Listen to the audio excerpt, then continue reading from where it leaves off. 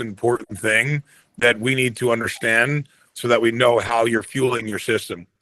So, I don't know how many people are on here, but Zach, talking to you, just whatever you eat for the next, just take 3 days, just write down a list and write, okay, at 6 a.m. I woke up, I drank a glass of water.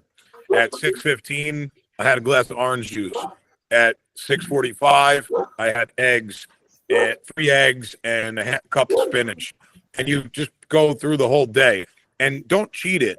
If you ate a handful of Sour Patch Kids or some pizza, put it on. You know what I'm saying? Because it's important for us to understand as a whole what's actually going in your system so that we can then dictate and program for you efficiently. Does that make sense? Yeah. And then the next thing that Chance is talking about, Chance, you want me to dive into this now? Or yeah, I was just kind of waiting. We had a couple minutes. I figured we would just talk to Zach, and then that's cool. Give us about another minute or two because we got some other people coming on, and so but you can kind of still chop it up with Zach, and then in about another 2 minutes, I'll kind of break you and be like, all right, let's kind of do our official announcement kind of thing. All right, cool. I think that once you have that food log diagnosed a little bit, for lack of better words, then we just look at it. We don't need to dive into you don't need to go crazy right away into like macros and micros. It's more about getting the understanding of how to balance your diet in a sense where you're getting enough calories, you're eating the right foods, and you're not eating foods that are affecting you in a negative way. So following that, once we do that 3-day food log, what I always do with every athlete that I ever work with is and I wish Brendan White was on here because he can't make it tonight, but he'll come on next time. But like what we have with him, he's in the big leagues with Detroit, with the Tigers. And we have like a whole calendar, a whole spreadsheet of everything that he does on a daily basis, 24 hours. So we would do the food log for 3 days, and then we would take the 24-hour schedule and break it down. And when I say a 24-hour schedule, it's like legit 24 hours because you're gonna mark your sleep, you're gonna mark your school, church, practice, any kind of responsibilities you have. If you like to do certain things like play video games, hang out with your friends, go to the movies, whatever it is, you put that in there. And then we identify all the open time that you have to initiate all the training that we need to do in addition to, your high school practice, your travel ball practice, your strength training, agility, whatever it may be. And we try to really identify how much time you actually have. Because a lot of guys, how old are you, Zach? 15. Yeah. So at 15 years old, I mean, you don't really realize how much extra time you have. And, when we look at it from a perspective of trying to train you to get to the next level, what we see is all the things you're doing, and you might think that you're doing everything you need to do, which is go to practice, go to school, do your homework, get good grades, go to church, spend time with your family and do all that. But then there's probably another 20 or 30 hours out of the week that you could utilize to create separation from all your peers and get you to the higher level that'll give you an opportunity to achieve playing ball in college or pro, whatever it is you want to do. Make sense? Perfect. So what we're going to do now, let's see. Let's get going. Zach, good to see you. You other guys, I know we're going to have some other people kind of popping on and out, in and out as we go. But so first of all, I just want to kind of introduce you guys to Anthony. Anthony comes from way up New York, so don't hold that against him. He's our resident Yankee.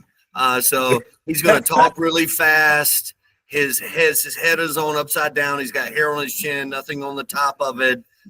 So everything is wonky with this guy. But here's what I can tell you is that his heart is in the right place to teach guys and develop players, and with the understanding that we don't know what you can do and where you can be. So I refute the idea that all the heroes and champions of life have already been chosen and you're not it. There's just guys that I see that current former guys like, guys that are in the big leagues right now that are there and they weren't the guy in high school that was chosen that you would think, oh, that's going to be the prodigal next big leaguer. They were just a guy that was playing. And next thing you know, he's in the big leagues 10, 15 years later. And he went away from everybody else's view, but behind the scenes, he was toiling in darkness and nobody heard about what he was doing. And a lot of the things that people just kind of discard. And Anthony is the guy that when those guys go away and they're toiling in darkness in quiet rooms, he's the guy whispering in his ear and telling him what to do. So that's kind of the best introduction I can give for Anthony. I believe in what he's doing. I think he can be a critical part of what is the kind of the missing link for us here at Titans. And so we're excited to have him. So I'm going to kind of turn it over to you, Anthony, and we'll roll from there. Yeah, cool. So I think that Chance, I think that one of the things, how many people we have on here right here? Like we got like 10? 7 or 8, and I know we got other people coming in. All right, cool. That's cool. So I think that the most important thing is that we just take the time every time that we get an opportunity to jump on a call like this. I think it's important that we take the opportunity to just do the basic fundamentals, like what we just did with Zach, right? Is, understand the daily routine, understand exactly what it is that we're doing on a daily basis with regards to our training regimen, our mobility, our functionality, our strength training, our speed and agility, our skill-specific acquisition, our skill-specific retention, our mental, emotional training, etc. I think that once we have all that organized and we see what each player is doing individually, it gives us an opportunity to help them kind of strategically plan their, I would say, quote unquote, roadmap to success. And a lot, and part of that comes with like what we did with your daughter is, check their intake of nutrition and then analyze their schedule. Once we do that, then we can start educating. Make sense? Yeah. So the first thing that I always think about when it comes to human performance, and I'm just going to talk off the cuff here, Chance, is it always comes down to understanding body alignment and just human performance in general. So like what I did with your teams for the last week or two at your practices is I'd come in and talk to them about pure body alignment. And that goes from what kind of shoes you're wearing, how are your feet lined up, what's your gait look like, what does your posture look like, where's your hip alignment, how do you breathe, the simple fundamentals that allow us to take all the coaching that, like, say your staff is offering and we offer as a whole, and give these athletes a better opportunity to receive that information, if that makes sense. Does that make sense? Yeah, cool.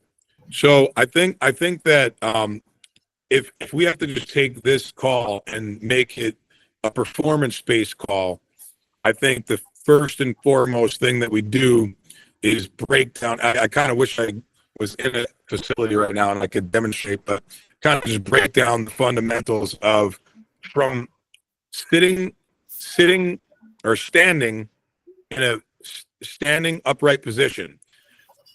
Your body has to be perfectly aligned at all times, 24 hours a day, in order to receive the coaching that you're getting from your high school team, your travel team, or wherever it is that you're getting coaching from. In order to receive that information, your body has to be able to be perfectly aligned and be able to make the proper movements. So you have to be able to receive that.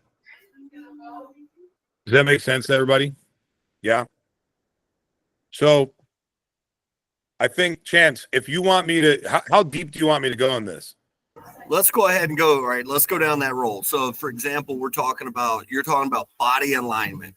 Talk to me about body alignment and what that would mean to Zach or Will Hoyt's son or Truett or Miss Carter's son. Like, what does that mean on a daily basis? So I think we get so caught up in talking about, okay, we got to lift, we got to throw, we got to hit, we got all those things. But I know that you've even made a comment, like even how that my daughter breathes, for example. Like, so exactly. I know that's kind of going down the weeds a little bit, but let's talk a little bit about that. I'm going to give you a little time with that, and then let's kind of circle back as to what to giving these guys. So we'll talk a little bit about that, and then the next thing I want to come back to is giving Zach and these parents and these guys on here, Todd as well, giving them an idea of what a sample week should look like.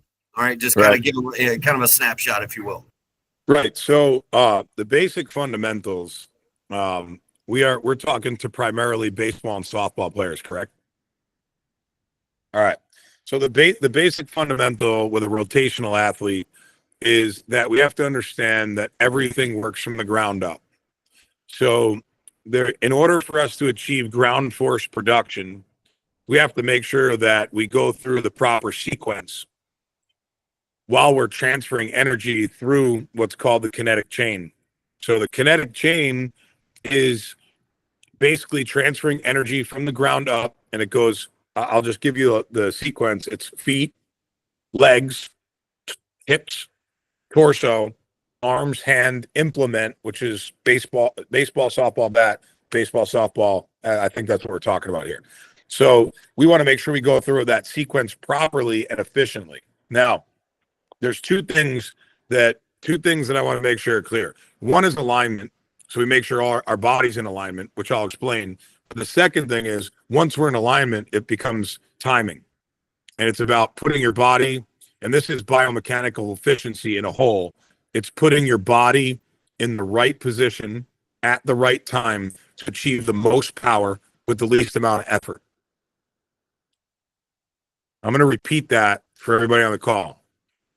Biomechanical efficiency is putting your body in the right position at the right time to achieve the most power with the least amount of effort. So if we could do that, there's two things that happen. One, we put ourselves at a lesser chance of getting injured because we're more efficient. And two, we increase our output or performance because we're in the right position at the right time to get through that kinetic sequence and the kinetic chain, which I just talked about. So alignment-wise, what we're looking at, we start from the feet. So if you, and this is going to be part of the program that we're pushing out, you look at your feet. If you look at your feet and they're pointing out, say like, so here's feet. If you're pointing your feet out, that's called external rotation. If you're pointing your feet in, that's called internal rotation. Okay. If your feet are here and they're up, that's pronation, and down, supination.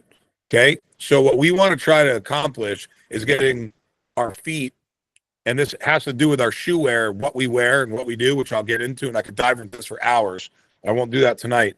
But if we're in a position where our feet are externally rotated and pronated in, that's going to affect everything all the way up the kinetic chain. And that means every step that you take. When you walk, you go to school, you go to church, you go walk down the street, you go for a run, you practice. If you're always out of alignment, that's affecting everything throughout the chain, throughout the whole day. So part of the thing that me and Chance talk about all the time, and all the athletes that I speak with, is becoming a 24/7 athlete, and it starts with the feet.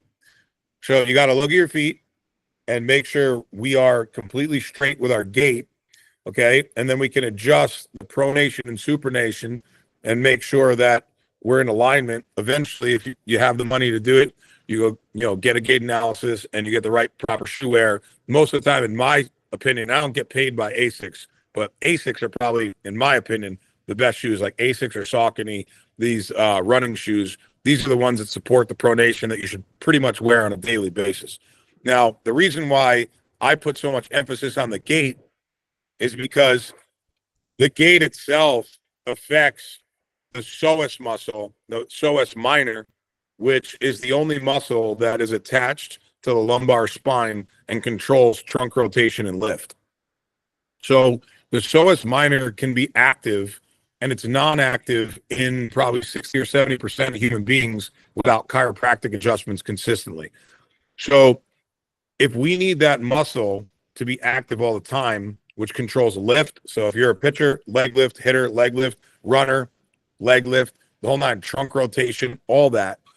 If we need that muscle to be active consistently, we need to make sure that on a daily basis that we have our gait in the proper position, if that makes sense. I know I might be talking over some people's head, but I'm trying to make it as simple as possible.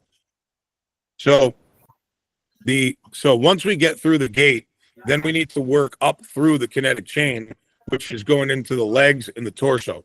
Most of the athletes that I've seen, especially in the youth ages that are in the window of trainability or trained nervous system, say 9 to 15, a lot of times they stand crooked. They stand to, like Chance, we talked about this with your daughter. Like you stand with your legs locked out or you stand crooked. You're just developing imbalances over time. So I think the consistency of just being a 24/7 athlete becomes very relevant when it comes to increasing your performance. So the leg. So once we get from the gait to the legs, we want to make sure that those legs are engaged and activated all the time. That means basically, if you were to, the easiest way to explain it is if you're to pick up a basketball and take a jump shot and land, the way you land is how you should stand and how you should walk. That's the easiest way to explain it to anybody, if that makes sense. And I hope that makes sense to people on call. From the legs, once we're activated, we have a good gait analysis. The legs are activated. Then we work up to the pelvis. So the pelvis is basically, you can have a tilt. So you have, I'm going to say if I'm facing this way, if I tilt forward with my pelvis, okay, so my hips, that's called anterior tilt. If I tilt back, it's posterior tilt. So a lot of the athletes, a lot of the high school athletes specifically, who high school and college have to sit down a lot in school, car rides, going to tournaments, listening in school, studying, reading. They develop weak hamstrings, weak glutes, and short and tight hip flexors, which pulls their pelvis into an anterior position. So if I'm facing this way, it's like it pulls it into an anterior position where almost like your butt's tilting out, if that makes sense, right? So when you do that, so what's the problem with that? So if I have an anterior tilt in my hips, what's the problem with that? Yeah, for a rotational athlete, what that's going to do is restrict your ability to bring energy from the ground through your hips into the torso. And the torso is 80% of your velocity, whether it's throwing velocity or hitting velocity, whatever it is. So the power comes from the torso. If you're restricting that because of your anterior pelvic tilt, what ends up happening is you're losing, significant 20-30% of your power. Whether it's bat speed, or throwing speed, whatever it may be, running speed, whatever it may be. Does that make sense? All right. It's a lot easier to explain with demonstrations. So I'm going to work through it so we don't go too crazy. But as you go through moving through the pelvis into the torso, the way we gain velocity, whether it's bat speed or throwing velocity, because we're talking to primarily baseball and softball players at this point, is hip and shoulder separation. They call it X factor, right? So the more torque that you can get from your, let's say, throwing or hitting shoulder to your, let's just use a thrower, for example, from your back hip, from your throwing shoulder, which is your back shoulder, to your front hip, you want to create as much separation as possible to generate that torque. So in order for us to do that, we have to make sure that our body is in perfect alignment. Make sense? So as we're going through that process, we creep up from the hips into the torso and the upper body, and then we talk about posture. And that's the one thing that I think that I have seen with athletes throughout the country that is a big struggle, especially for the youth athletes. And when I say youth, I'm talking even into college. I'm talking about like 9 to probably 20 is posture. Just most guys and girls don't have the scapular development they need or the core strength that they need to be able to, put themselves in the right position at all time. And I try to push everybody to have that 24 hours a day. And that means sit up straight, make sure your scaps are loaded, make sure your abs are engaged, and you activate that all day long. So I think as far as alignment's concerned, that'll kind of nail it in a nutshell, Chance, where, if everybody has the basic fundamentals down, Okay. it'll make it easier for them to receive. So we got a little bit of idea there now. So we got Zach, we got different folks on here. We got Todd Groves. So when we talk about a youth athlete, and I know obviously there's a difference between a 16 and an 18-year-old and a 19 and a 20-year-old and 20 to 22-year-old. But let's talk about the kind of the breadth of kind of the strike zone where most of these players are going to be. We're going to say 12 to say 15. What should an average week for that guy look like going like right now, say the week of Thanksgiving or the first week of December? What should their week look like on a weekly? And we're going to say that kid is going to school from 8:30 to 3:30 every day. With that in mind, what should their week look like? So they're I'm going to be raw with you, but their 5 a.m. to 7 a.m. should be their wake up, eat, get proper nutrition in, make sure they get a solid morning routine. I highly suggest FRC morning routine, which is mobility, flexibility, and stability. I think that's probably one of the best. It probably won't take, once you get it down, it's probably 15 or 20 minutes of work just to, get your body on demand for the day. So we'll back up. I know you say these things and you don't think about it. What's an FRC?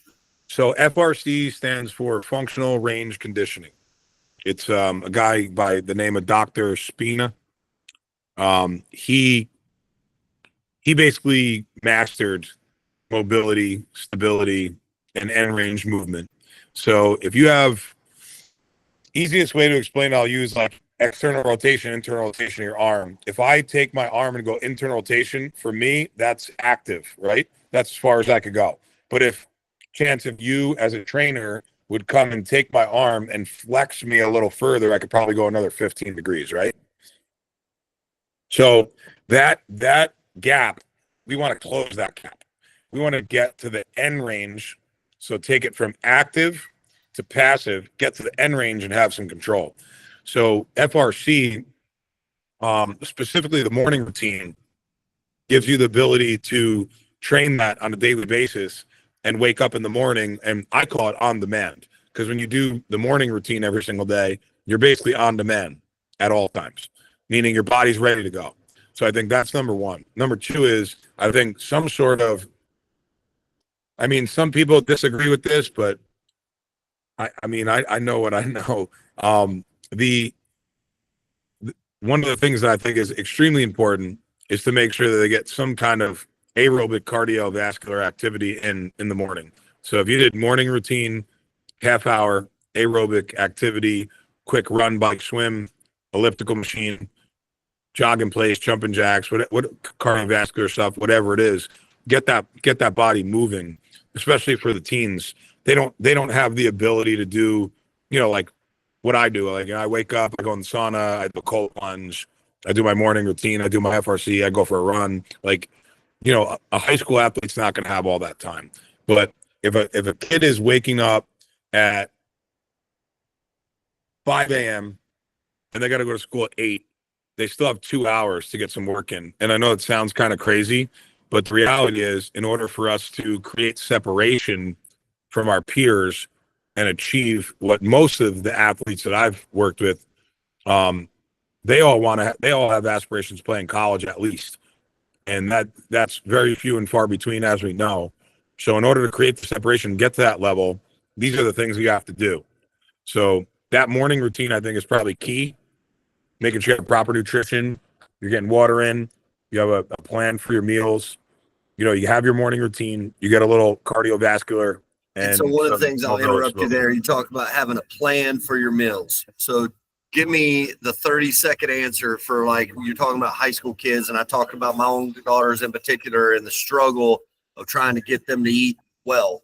So talk to me about, when we plan for our meals, what does that look like? Give me 30 seconds of what that kind of looks like. If it's not green, it's mean plus protein and fats. No cakes, pies, cookies, candies, ice cream, soda, chips, pretzels. That's your 5-second overview. So, and I asked that because I know what the answer is going to be. It's not green, it's mean. Da, da, da.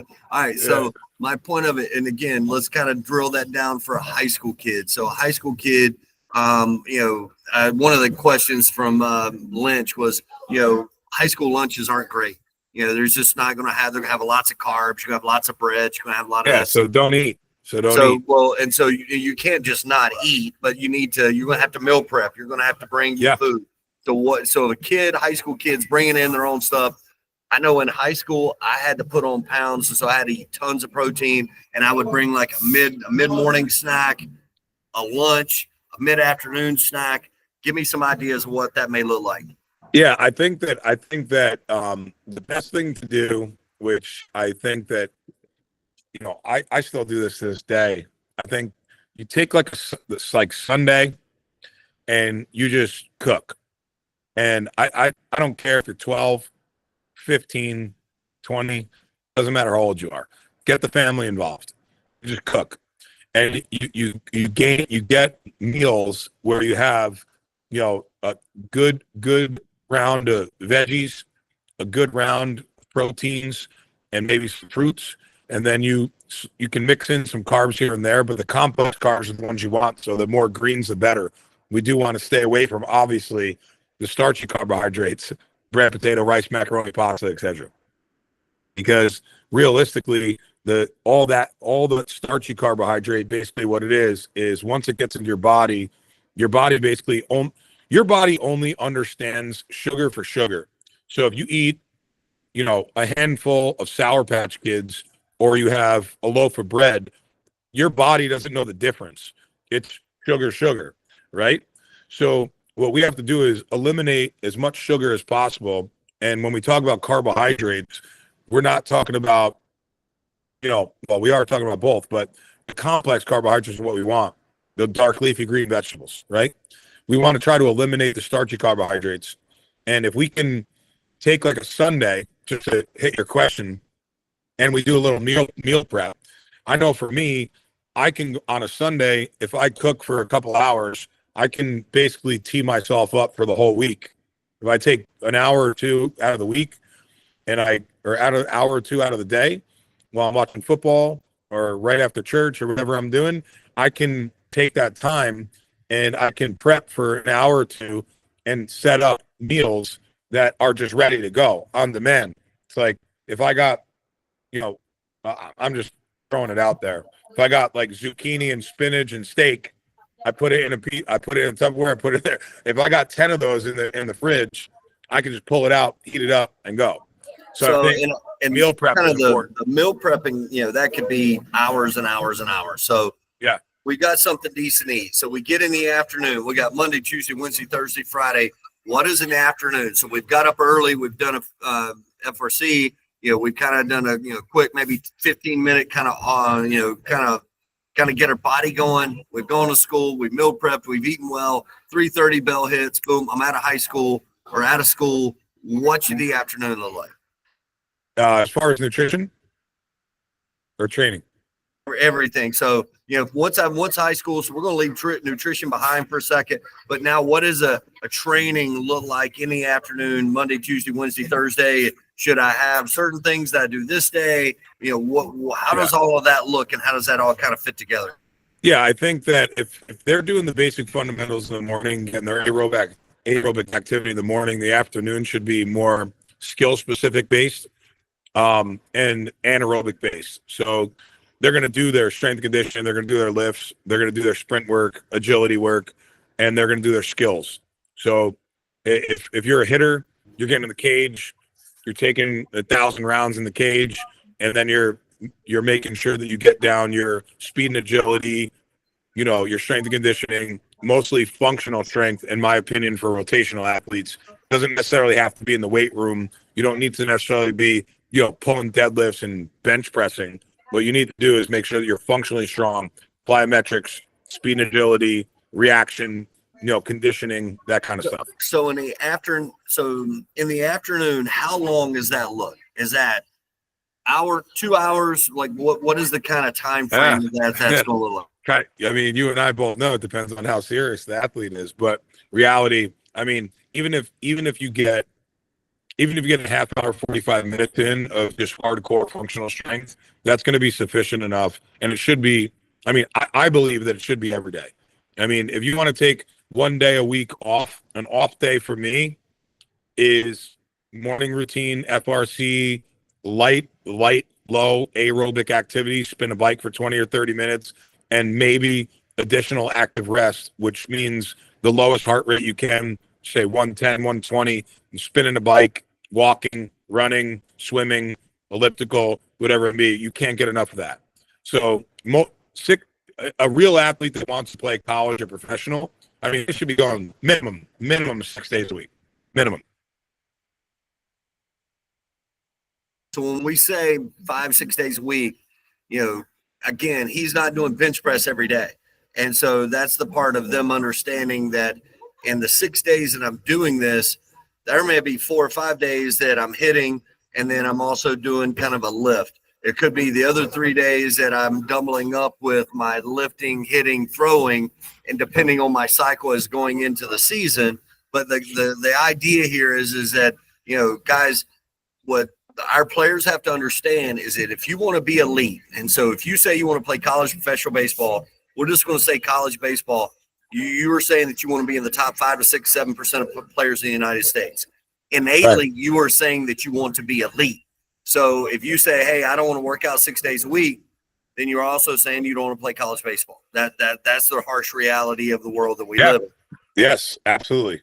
And so, and while the other thing that I would have to say is that when we say that we work out 5, 6, 7 days a week, that doesn't mean that I'm trying to lift a house 6 days a week. Working out 5, 6 days a week is that I'm having a proper load. And that's where Anthony's going to be able to help you guys of understanding what is the proper load that someone is going to need so that they are not, because the reality is if I worked out 3 hours one day, or I took 4 hours and did it over 5 days, I'm better off than the 3 hours in one day. Yes, I'm working consistently. And so absolutely. people get so caught up in the fact that, hey, I went and hit. I hit an hour and a half today. I don't care. You would have been better off hitting 15 minutes for 6 days in a row. Right. And so it's not the magnitude of what we do, it's the quality of what we do. And so many people, they will hear him say, "Oh, we're going to work out for 45 minutes." I will tell you, a 45-minute workout, that's kind of like your minimum standard, because it's going to take you 10, 15, 20 minutes to kind of get loose, and then to get into the exercises that they're specific to your sport, or being rotational throwers or whatnot. It's going to be some specific workouts. So 45 minutes is going to be what it takes, and that's going to cover a holistic from your head down to your toes and core and so on. And then when you get in your skill, that's probably, you can do, like, say, for example, I'll go in with my daughters and we may have a light night hitting, and that may be 20 minutes, 20, 30 minutes, but it's going to be 10 or 15 minutes just to kind of get everything loosened up on a swing. And, and throwing, everybody's gotten to this point where they want to really think about, oh, there's got to be pitch counts. That's true. But at the same time, there's a lot of other rehab stuff that we could do, whether that be plyo balls or bands, that could help us strengthen that arm. So when we actually are throwing, we're getting more out of that. Hey, Chance. So I got a actually really good friend of mine who I trained from a very young age, who became a really good friend as he became a man. And he was actually he broke some records. He played some JUCO ball, and then he played some D3 ball at Cortland. But he also trains professional athletes. He's on right now. His name is John Rita. He's that 845 number 24. He said he's available to talk, and maybe you might want to bring him in, because I think it would be beneficial for us to chop up with him. You see the 845, last two numbers are 24.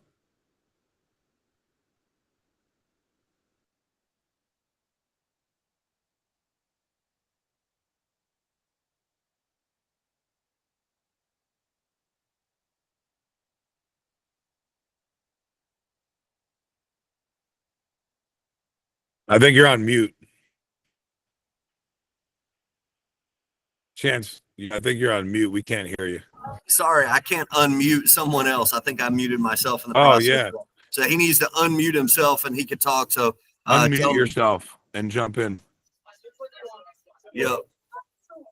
It says I can't. Yeah, it's ahead. all good. So I think that you hit all this stuff on the head, and I think that most of the athletes that we're talking about here, it seems to me, and tell me if I'm wrong, seems to me that there's like probably a range of like 9 and 10-year-olds to like maybe 20-year-olds. Is that correct? Cool. So Chance, I don't know if you can do this, but he's not able to unmute. I think he would be a great asset to this conversation. Yeah, no, I would love for him to get on there. Let me see if I could unmute him. I can't. Yeah. I can't. How do you? You can't unmute. I can't unmute somebody else. He's got to unmute himself. So. And if he's on the phone, it may be hard to do. I don't know how it works from phone. Right. Maybe have to just go to the link. Yeah, it's all good. So at the end of the day, what I want to make sure that we got on the same page with everybody on the call is that we're talking primarily about windows of trainability, right? That's John right there. So we're talking about windows of trainability, right? So when we talk about that, there's specific windows of trainability that everybody needs to understand. I'll go through the 4 really quickly so that everybody can understand as we talk about it. The first window of trainability trains the nervous system. So that's when you're young, prepubescent. You're basically training your nerves. It's brain function, it's neurological patterning, etc. And that might be over some people's head, but I think it'll make sense. Then when you get past puberty, what ends up happening is you go into a window of trainability that starts training your muscular system. So what I see in those 2 windows over the years, which I know people on this call probably have experienced, is if you grow 6 inches and you gain 20 pounds, you're going to be a little awkward because your body's not feeling themselves at that point because your nerves and now your muscles are not able to actually, communicate.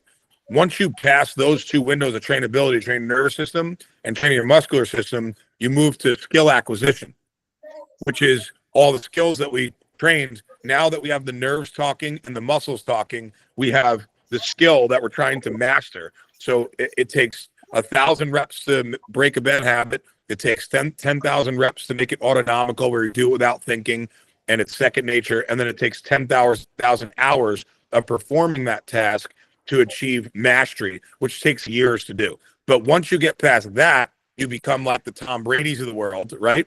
That when they're 40 years old, they're trying to play like they're 20, and then it's skill retention. So you're trying to retain all that stuff that you've done over the years as you're getting older and breaking down. So if we understand those windows of trainability, we'll understand clearly like where you're at. So if you're a 13-year-old, you're training your nervous system. That like bench pressing and power cleaning and deadlifting and squatting doesn't necessarily increase your performance in that stage, if that makes sense. So John, I think, got on here. So I don't know if he can. Yeah, let's see if he can unmute himself. John, you're on I here. think it should work. Yeah, there we go. Can you hear me? What's up, Rita? What's up, man? Sorry about that. I'm driving. Hey, so I'll introduce Rita to everybody real quick. So John is probably, I would say, out of all my years of coaching and playing, he's one of the best students that I've ever had. That's number one. And number two is he's also probably spent the most time with me personally and my mentors throughout the country. You know, we traveled, we coached, we've done so many things over the last decade. So he brings a lot to the table. And I think, John, I don't know how much you listen to, but if you could chime in. Right now we're talking primarily to youth athletes that are probably between the ages of 10 and call it 18 or 20. And, you know, we're kind of just chopping it up on human performance as a whole.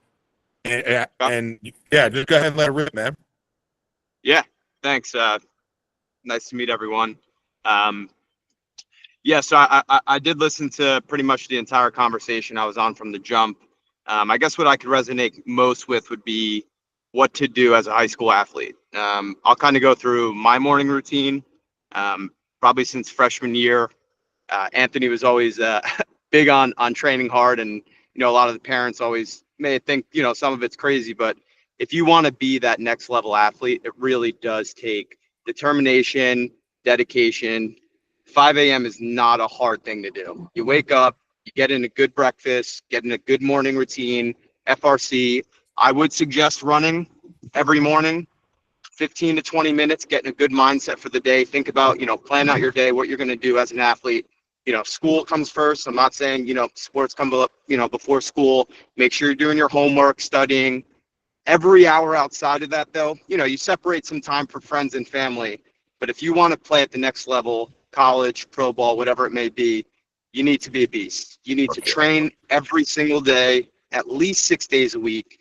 And my day was waking up, going for a run, doing what I had to do to prepare for school.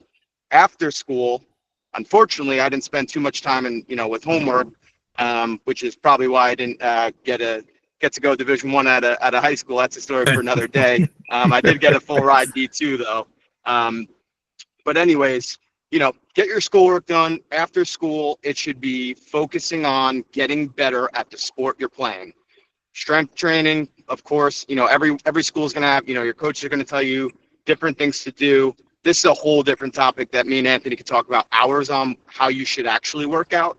But from an athletic standpoint, you need to be practicing at least 2 hours a day after school on your specific sport and exactly what you're doing. If it's baseball, you're a pitcher, you're a fielder, you're a hitter, you know what you need to be doing. You need to be doing reps. If you're hitting, 250 swings a day minimum. Off a tee, live, whatever it may be. Ground balls, 250 minimum. That's minimum. I was doing that every day for fun. That's not even training to me. We just did it and we did it and we did it until we got really good at it, and then you do it some more. So if I can leave on one thing, and I'm happy to answer any specific questions, Anthony, if you want to ask me anything, Chance, whomever, you really have to put a lot of emphasis on training the specific movement and patterning you're trying to do to get better at the sport. So if it's hitting, pitching, fielding, you do that. Lynch raised her hand. One of the questions, I know she said she has Jared has a 12-year-old player. Should we be focusing on strength training or balance and agility? And Balance and agility. I think that we can kind of do all of those things. But to your point is talking about it can be done in a way that's sport or position specific. And I'll kind of leave that to you guys. Yeah. So that's what we call cross-specific training, right? So the functionality of the movement patterns that we're all talking about. I know John just touched on it. I'm touching on it. Chance touched on it. It's the combination of, again, I'm calling it cross-specific training. Means we're training functional strength for the specific movements that we need to make. So talk about strength and this is a question. Because I think, was that a parent that asked that question, Chance? Yeah. Yes. Yeah, so that's a great question for a parent because exactly a parent asked that. Yeah, that's a great question. So a lot of coaches and strength and conditioning. So if you get a pure strength and conditioning coach, all they're going to want to do is make them lift and get strong. And what I want to explain to the parents out there and the players that are on the call is, yes, we do want to get strong, but there's a time and a place, and it has to be programmed efficiently throughout the year. But ultimately, if you train slow, which again, squat, deadlift, power clean, bench press. If you train slow, you're going to be slow. So we want to train fast. So depending on how old the child is, and again, we just talked about windows of trainability, which we could continue to dive into. It comes down to them getting stronger, making the functional movements that they need that are cross-specific to their specific skill. So that's, with baseball and softball players, I can, Chance, I trained your guys this weekend and we didn't touch a weight. We didn't touch a weight. And at the end of the day, most of the time, high school youth athletes, they could do the majority of what they need to do without even touching a weight. We could use medicine balls, jump ropes, speed ladder, cones, whatever it may be, kettlebells, resistance bands. You don't need to necessarily be pushing iron. And that's something that I would love. It's like a podcast in itself, Chance, where we just talk about the difference between the windows of trainability. Like once the kids get past puberty and they start getting into muscular development, then we can start going into some weight training. But the weight training isn't going to be the key to success. The functional training, mobility and stability, speed and agility, and being fast, training the nervous system is what's going to be the key. Hey, Jarrett, one question. I know you're unmuted right there. Go ahead, jump in here. What question or anything specific do you have? Okay, well, it's Jennifer. It shows up as my husband, Jennifer. but it's Jennifer. But anyways, what I was concerned about is that we do a lot of plyometrics. I'm a huge Pilates person. Yes. So for at a 12U, he's exactly at 12U. I just feel like, you're not going to get out there and pump a bunch of iron or lift a bunch of weights and do anything specifically that's going to help his position. So I feel like plyometrics is the way to go. Yes. But I could be wrong. Yes. So I guess I'm asking No, you. you're right. Is that right or is that You are wrong? right. No, you are 100% right, ma'am. Plyometrics directly correlate to speed, strength, and velocity. So you are 100% right. Speed, agility, plyometrics. I love the Pilates. I love it. Love it. My girl right now, she's a professional pickleball player and she does solid core every single day. she loves it. And I love it. I love everything about it. But you're spot on. FYI, he took $10 from Chance at the planking competition. Yeah. Just wanted you to know that. Love that. Love that. So, again, I am a firm believer at a child your age or your son's age is all about body weight, functional strength, movement, plyometrics. The Pilates is great, mobility, stability. And that's what it's all about because that's where he's at. Once he starts getting stronger and he can start introducing himself to some weight training, we just have to be really careful that he doesn't get caught up trying to be a power lifter because all that's going to do is slow him down over time. So that is a great question, and you are spot on, ma'am.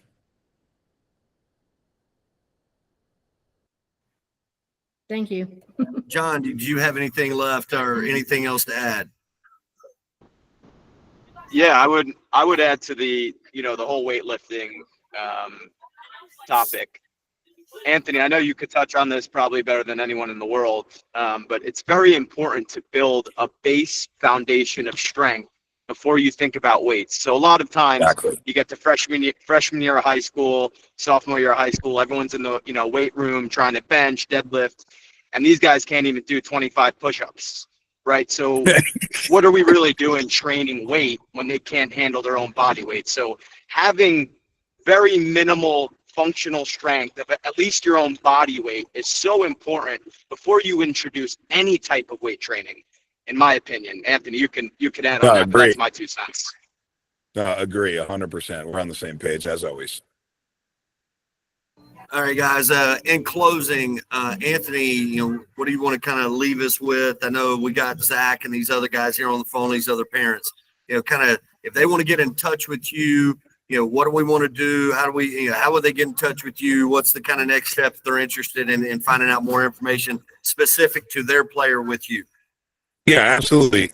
So what we can do, Chance, I think that we opened the door here talking about, I know we're coming up on Thanksgiving and Christmas. In that 3-week span of time prior to Christmas, we're going to let's do a nice seminar / lecture / And so what I know we had talked about, like having 5 people come on. Are you still interested and want to do that?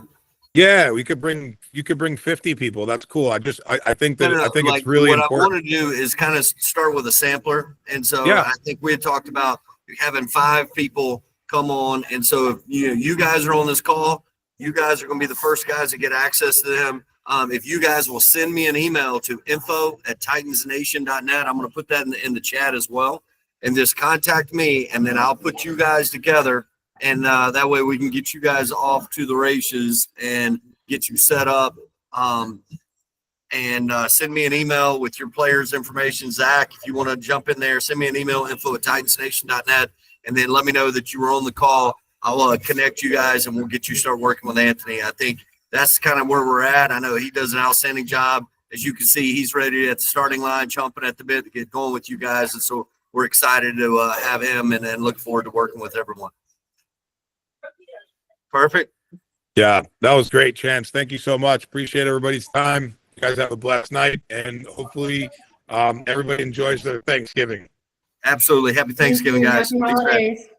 All right. Thank you. Thank you. Yes, thank you. Bye-bye. Nice, Chance. Nice work, man.